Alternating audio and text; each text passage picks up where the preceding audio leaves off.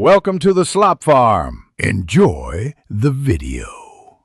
You start by opening Quotex and signing in. This gives you access to personalization immediately. Once logged in, make sure your wallpaper file is accessible. On desktop, place it in Downloads or Desktop. On mobile, put it in Photos. You prepare a 1920 by 1080 image for best fit, because matching aspect ratio avoids stretching. Now navigate to the main interface so you can access the settings panel. This first step sets up a clean, reversible change and prevents surprises later. You go into Settings and select Appearance or Theme to find the background option.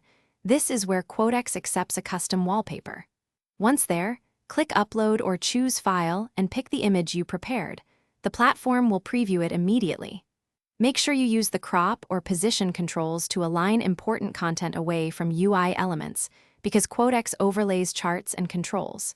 If available, choose Fill for edge-to-edge coverage or Fit to preserve the whole image. Use Center for focal placement. You finish by clicking Save or Apply, and then verify the new background appears behind charts and panels. Once done, refresh the browser or restart the app to confirm the change persists across sessions.